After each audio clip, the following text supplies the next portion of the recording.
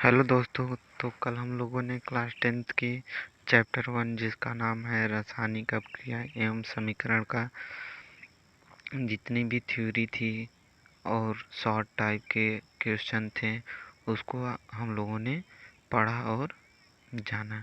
तो आज हम लोग क्लास 10th की चैप्टर 1 जिसका नाम है रासायनिक अपक्रिया एवं समीकरण का जो शॉर्ट टाइप क्वेश्चन आंसर हैं उसको हम लोग हल करेंगे। तो शॉर्ट टाइप क्वेश्चन आंसर के साथ साथ हम लोग और भी चीज़ें जानेंगे।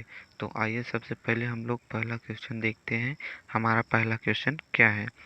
हमारा पहला क्वेश्चन है, रासायनिक समीकरण में अभिकारक तथा उत्पाद किस प्रकार लिखे जाते हैं? तो क्वेश्चन क्या कह रहा है, रासायनिक समीकरण में अभिकारक तथा उत्पाद किस प्रकार लिखे जाते हैं। तो हम लोगों ने देखा था कि रासायनिक अपक्रिया में अभिकारक जो होते हैं वो लेफ़्ट साइड लिखे जाते हैं और उत्पाद जो होते हैं राइट साइड लिखे जाते हैं। उनके बीच में एक एरो रहता है जो कि उत्पाद की तरफ इंगित करता है यानी इशारा करता है। तो देखिए क्या होगा इसका आंसर। रासायनिक समीकरण में अभिकारक बाईं ओर लिखे जाते हैं। एक से अधिक अभिकारक होने पर इनके बीच में प्लस का चिन्ह लगाया जाता है। उत्पादों को समीकरण के दाईं ओर लिखे जाते हैं। इनके बीच में भी प्लस का चिन्ह लगा दिया जाता है। अभिकारकों तथा उत्पादों के मध्य में एक तीर लगाया जाता है जिसकी दिशा उत्पादों की ओर होती है। यह तीर अपक्रिया की दिशा का बोध कराता है। उदाहरण के रूप में देखेंगे, मैग्नीशियम जब ऑक्सीजन गैस से अपक्रिया करती है तो मैग्नीशियम ऑक्साइड का निर्माण करती है। तो हम लोगों ने पहले ही देखा था रासायनिक अपक्रिया में जो होते हैं अभिकारक किस तरह लिखे जाते हैं, बाईं तरफ। जब दो या दो से अधिक अभिकारक रहते हैं तो उनके मध्य में प्लस का चिन्ह लगाया जाता है। उसके बाद में क्या करते हैं, एरो यानी तीर की दिशा हमेशा किस तरफ होती है, तीर की दिशा हमेशा उत्पाद की तरफ होती है। इस तरीके से हम लोगों ने देखा कि रासायनिक समीकरण में अभिकारक तथा उत्पाद किस तरीके से लिखे जाते हैं। तो इसके बाद हमारा दूसरा क्वेश्चन जो है वो आप लोग देखेंगे कि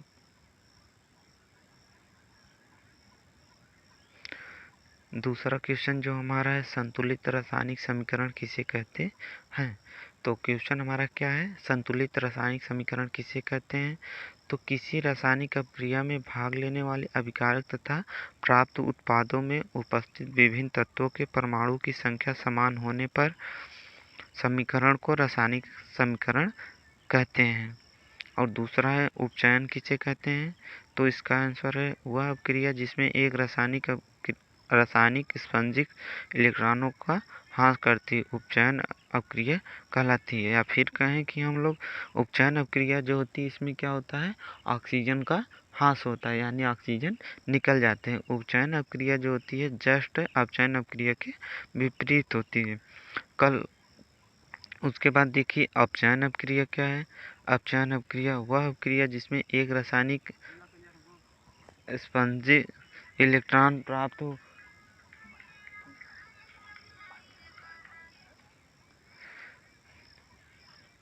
उसके बाद देखेंगे स्पंजिंग इलेक्ट्रॉन प्राप्त करता है अपचयन अपक्रिया कहलाता है। तो अपचयन अपक्रिया जो होती है क्या होती है, उपचयन अपक्रिया के जस्ट विपरीत होती है। उसमें इलेक्ट्रॉनों का ह्रास होता था, इसमें इलेक्ट्रॉन जुड़ रहे हैं। और दूसरा हमारा क्वेश्चन जो है, उपचायक किसे कहते थे। अपक्रिया में वह पदार्थ जो अन्य पदार्थों को उपचयित कर देता है उपचायक कहलाता है। जो नेक्स्ट क्वेश्चन हमारा है, अपचायक किसे कहते हैं। तो अपक्रिया में वह पदार्थ जो अन्य पदार्थों को अपचयित करता है उसे अपचायक कहते हैं। तो जो अपचायक और उपचायक होता है ये क्या होते हैं, अपने को छोड़कर अन्य पदार्थों को, जैसे उपचायक है तो वो अन्य ही पदार्थों को उपचायित करेगा ना कि खुद को, और अपचयित है तो वह अन्य पदार्थों को अपचयित करेगा ना कि खुद को। और अपचयन जो होता है वो क्या होता है, उपचयन अपक्रिया के जस्ट विपरीत होता है। इसके बाद हमारा नेक्स्ट क्वेश्चन जो है, वायु में जलने से पहले मैग्नीशियम रिबन को साफ क्यों किया जाता है। तो इसका आंसर है मैग्नीशियम रिबन की सतह पर उपस्थित मैग्नीशियम ऑक्साइड की सतह साफ करने के लिए दहन से पूर्व इसे रेगमाल से साफ किया जाता है। मैग्नीशियम रिबन को क्यों साफ किया जाता है?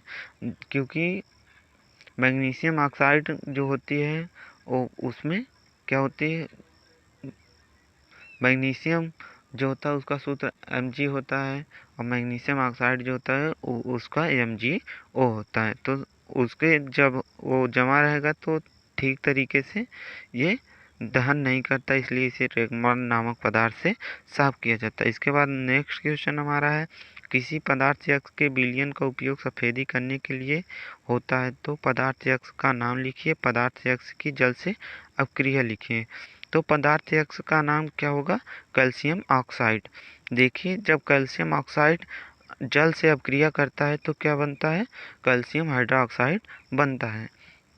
इसके बाद हमारा नेक्स्ट क्वेश्चन है, एक भूरे रंग का चमकदार तत्व यक्ष को वायु की उपस्थिति में गर्म करने पर वह काले रंग का हो जाता है। इस यक्ष तत्व और उस काले रंग के यौगिक का नाम बताइए।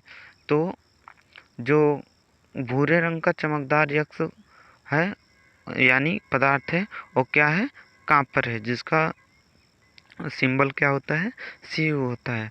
और जब काले रंग के यौगिक का नाम लिखना हो तो कैल्शियम ऑक्साइड हो जाएगा, जैसे कि कैल्शियम कॉपर ऑक्साइड हो जाएगा, क्योंकि कॉपर जब वायु की उपस्थिति में आता है ढेर देर तक रहता है तो वह संक्षारित होकर ऑक्साइड बना लेता है, जिससे वह काला पड़ जाता है। इसे संक्षारण भी कहते हैं। और उसके बाद नेक्स्ट क्वेश्चन हमारा है, लोहे की वस्तुओं को हम पेंट करते हैं क्यों?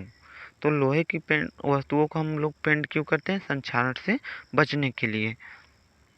उसके बाद हमारा नेक्स्ट क्वेश्चन है, तेल एवं वसा युक्त खाद्य पदार्थों को नाइट्रोजन से प्रभावित किया जाता है क्यों? तो तेल एवं वसा युक्त खाद्य पदार्थों को नाइट्रोजन से प्रभावित किया जाता है क्योंकि ऐसा करने से ये खाद्य पदार्थ वायु की उपस्थिति में ऑक्सीजन से अपक्रिया करके ऑक्सीकृत नहीं होते। इस प्रकार खाद्य पदार्थों को लंबे समय तक सुरक्षित रखा जा सकता है। तो हम लोगों ने जब थ्योरी पढ़ा था तो उसमें पढ़ा था संक्षारण क्या होता है, वसीगंधिता क्या होता है। तो अगर आप लोगों ने उस टॉपिक को ध्यान से देखा होगा तो इसमें जितने भी शॉर्ट टाइप के क्वेश्चन आंसर हैं उसको आसानी से आप लोग हल कर पाएंगे और आपका 2 से 3 नंबर कंप्लीट हो जाएगा।